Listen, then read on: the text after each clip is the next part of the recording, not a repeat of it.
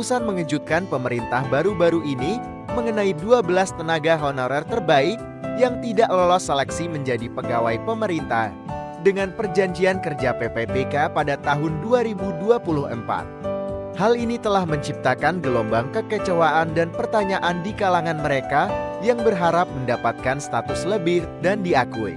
Program revolusioner yang dijanjikan sebagai jalan emas bagi tenaga honorer untuk meningkatkan pangkat mereka dan mendapatkan perlindungan yang lebih besar ternyata tidak sesuai dengan harapan. Kemudian mengarahkan mereka ke jalur outsourcing sebagai solusi yang mungkin tidak menyenangkan. Kriteria ketat seleksi telah mengecualikan beberapa kategori pekerja dengan alasan-alasan unik. Sopir yang memiliki peran penting dalam mobilitas menemui ketidakrelevanannya dalam konteks PPPK. Lalu ada cleaning service, meskipun pekerjaan yang sangat penting, mungkin tidak memenuhi persyaratan spesifik atau keterbatasan pengetahuan.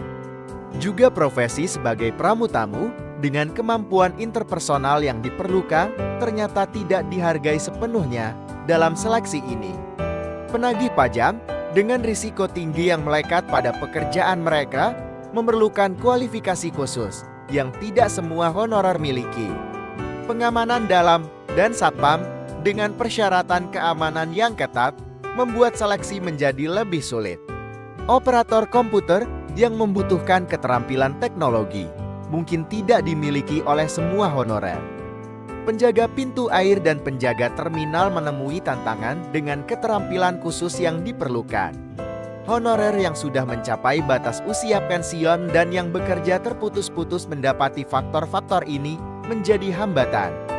Selain itu, honorer yang tidak terdaftar di database BKR langsung ditolak, menegaskan pentingnya kehadiran dalam basis data sebagai syarat mutlak. Alasan penolakan ini memberikan gambaran tentang berbagai faktor yang diperhitungkan oleh pemerintah dalam menilai kelayakan kandidat. Bagi mereka yang termasuk dalam salah satu dari 12 kategori di atas, memahami alasan penolakan menjadi langkah awal untuk mencari solusi. Pemerintah akan menerapkan sistem outsourcing bagi mereka yang gagal dalam seleksi, tetapi pertanyaannya adalah, apakah ini akan menguntungkan atau sebaliknya? Dengan kesempatan terbatas untuk menjadi bagian dari SNPPPK, setiap tenaga honorer harus mempersiapkan diri dengan baik.